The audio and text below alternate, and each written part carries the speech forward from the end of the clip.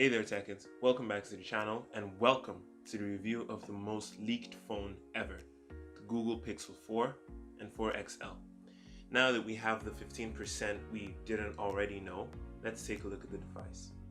So first let's talk about the design. The Pixel 4 and 4 XL have the traditional glass and metal sandwich design that we're already familiar with, just that the back glass panel of this phone has it has a matte finish, and it's available in three colors: just white, no, clearly white, just black, and also orange. Yeah, such colors. Google. Yeah. So it has a matte finish, which is good because it's really easy to keep clean. It's not going to be a fingerprint magnet. Also, the the metal rail of the phone is also it's also covered by a matte finish, so same thing there. Isn't really going to show so many fingerprint smudges. The problem is I don't know if it's going to be very easily scratched, because previous Pixel phones had their matte finish scratched pretty easily by anything. What else? So at the back there's a new camera module, which is the most recognizable change at the back. It has two camera lenses inside, which we'll talk about later, and there is no headphone jack. Bro, the ad is gone, bro. The ad is gone, bro. The ad is gone, bro. The ad is gone, bro. Okay. On the front, we have the biggest change from last year's design, which is the bezel. Last year we had the travesty that was the Pixel 3 XL's bathtub notch. There were so many memes about this notch. It was the mother of all notches. It was, yeah, it was horrible. But now they've substituted that notch with forehead, which is slightly easier on the eyes. I mean, it's not the best solution. I think it makes the phone look kind of 2017 in comparison with most of the 2019 flagships that came out, but it's better. Anything is better than that notch. So yeah, and this forehead, in this forehead we can find the sensors which are responsible for face unlock, secure face unlock, the front facing camera, and motion sense, which we will talk about later. As for the display, the Pixel phones, this year's Pixel phones, come with Full HD or Quad HD Plus resolution depending on which device you get. The Pixel 4 comes with a Full HD resolution, and the Pixel 4 XL comes with a Quad HD Plus resolution. It's OLED. They use OLED panels, so you're getting those deep blacks and those really vibrant colors that you expect from an OLED panel. And it has a 90Hz display, but unlike the OnePlus 7 Pro and 7T, which their 90Hz display is mostly hardware based, Google's 90Hz display is mostly focused on software, so it's not going to be 90Hz all the time. It all depends on when you're looking at the phone, what applications are running, and things like that. But yeah, it all depends on what you're doing with the phone basically. And also, we're going to come back to this, but this is another part where the motion sense comes into play as well. Next we have cameras. So full disclaimer, I am not targeting Apple fans, so please, I'm not shading y'all, but y'all think you had won the camera race for 2019, didn't you? Ever since the Pixel 2, the Google phones have had the best cameras for taking photos, like period. They have just been the best cameras for taking images. They come up with the best, the crispiest, the most color accurate. Their photos are just on another level. I mean, the iPhone pictures are a close second. Huawei, Samsung, other companies follow after that, but Google still remains the king. I'm pretty sure a lot of people had already resigned to saying that the iPhone 11 series would be the phones with the best cameras for photography in 2019. That remains to be tested. Let's see when a couple of camera comparisons come out. We'll see which one is the best. But from past, results, I can say that Google's camera prowess should not be underestimated. Now, the main addition to the cameras this year is a 2x telephoto lens. It's good. It can shoot up to, you can zoom in up to 6 times without losing any quality in your picture. It's just, personally, I would have preferred if we had an ultra wide angle camera, because Google they found a way to digitally recreate a telephoto lens, because in the Pixel 2, Pixel 3, they all had only one camera, but you can zoom in 2 times without losing any quality. They had found a way to do that based on software alone. So if they needed to just add one more camera, they should have used an ultra wide, because you cannot use software to recreate the perspective an ultra wide angle camera gives you. But I mean, they're a company, they are tech giants, they know what they're doing. I don't know, personally, I feel like consumers have more fun with an ultra wide angle camera than with the telephoto lens. But anyway, also the camera software has taken a huge bump, a huge boost, if I may, because there's a new processor in the phone which allows image processing to be done almost in real time. So gone are the days where you would take a picture and have to wait for like 2 or 3 seconds for your Pixel to process this picture and give you back the image. Of course, granted, this time it's trying to make the image look as clean and as sharp and the best way it possibly can. But now with the new processor, this whole process happens much faster. And you can also adjust both the exposure of the light and dark areas simultaneously. So normally if you're trying to take a picture, you can if you tap on the screen, you see a slider to help you adjust the exposure. You slide it up, the whole image becomes really, really bright. You slide it down, the whole image becomes really dark. But now what the Pixel does is when you tap the screen, you see 2 sliders. You can adjust the bright areas of the screen. Maybe the sky is overexposed in your shot, you can reduce it so you can see the clouds. But now the whole image is dark, you can increase the exposure of the dark areas so you get some detail. So it's really, really cool. It's really impressive, actually. So the combination of adjusting your exposure, adjusting both exposures, can give you a perfectly exposed picture. Then also the Pixel has added a new feature this year called astrophotography. It's like Huawei's Stargaze, something like that. I can't really remember what it's called.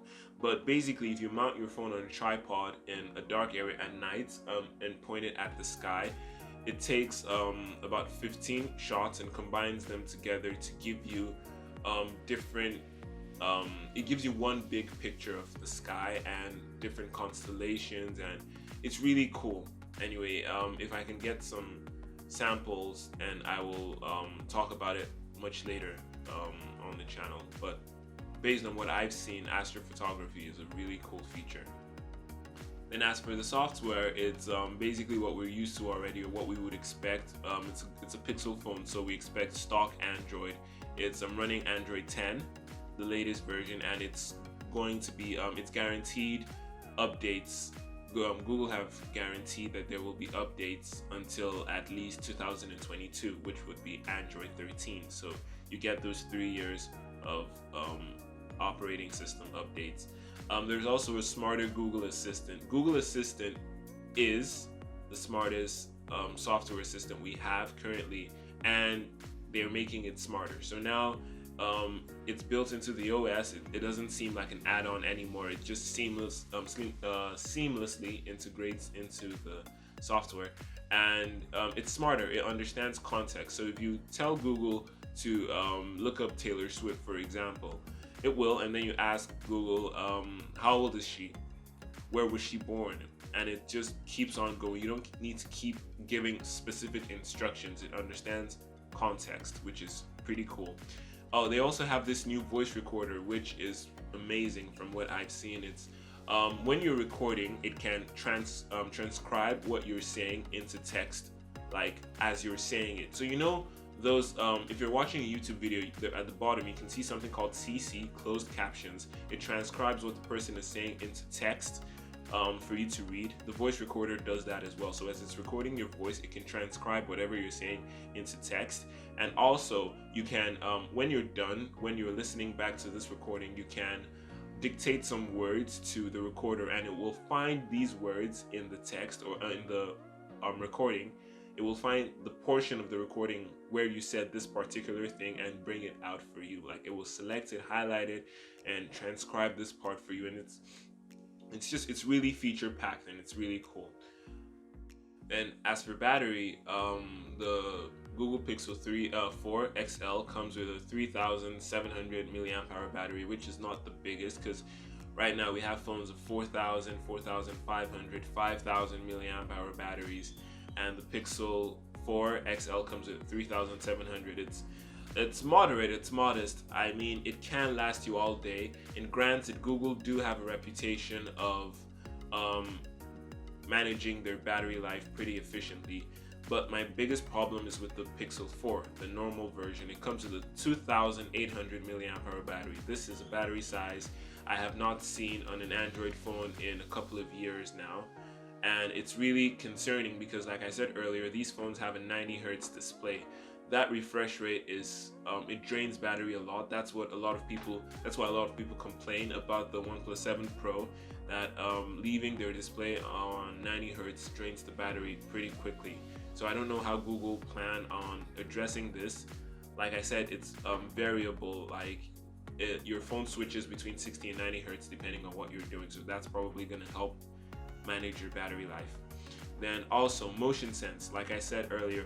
So motion sense is this thing like Google have been working on for about 5 years now. They're trying to implement it into their devices. So it's radar technology. It's like the same thing we have in planes that help planes know where each other are and help the control towers know where the planes are.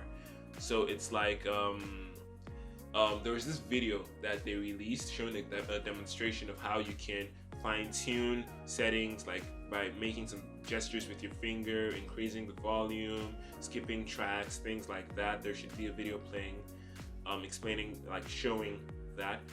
And what we got was not necessarily as detailed as that. It's good, and I hope the technology keeps on improving. But all right, let's say it's better than LG's iteration of this motion sense. So what you can do is you can snooze your alarm by just hovering your hand over it or just swiping it away, which is very, very bad for lazy people like me, because if I had a Pixel and my alarm rang, I wouldn't know when I just snoozed my way to reworks. So yeah, you can snooze your alarms. You can skip tracks. Like if you're playing a song, you can just swipe and you could be skipping tracks like that. Also, it has a couple of potential benefits. Number one being your presence. So if your phone was on the table and the screen is off and you sit down, the Pixel would be able to detect that you've sat down, and it's going to turn the screen on, probably to show your notifications and things like that. Whenever you're reaching for the phone knows that you're reaching for it, and it powers on and starts scanning your face automatically. So by the time you look at the phone, it's already unlocked. So it gives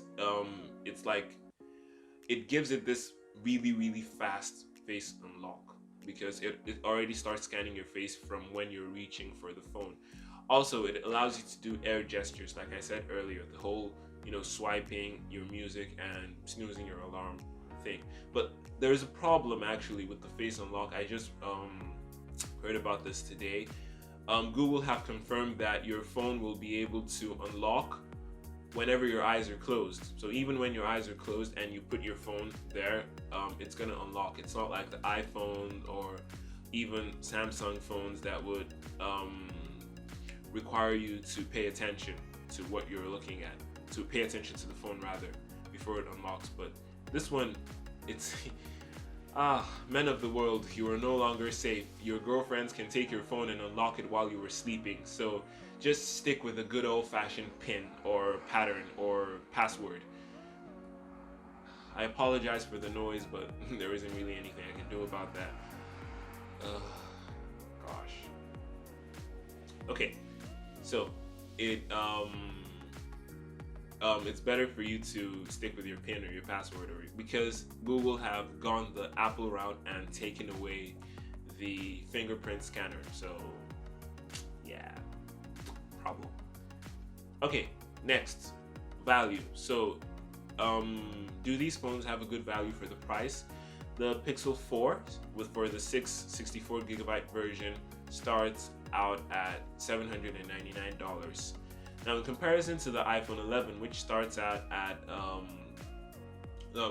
in comparison to the iPhone 11 Pro, which starts out at $999. This might sound like a good deal, but look at the storage option you're getting. It's 64 gigabytes. It's a Snapdragon 855, not 855 Plus. So, and the battery is 2,800 milliamp hours. So it's not really the best. If you wanted to get a battery that you would be comfortable with, that you would be confident in, you have to go for the Pixel 4 XL, which is about $100 more expensive.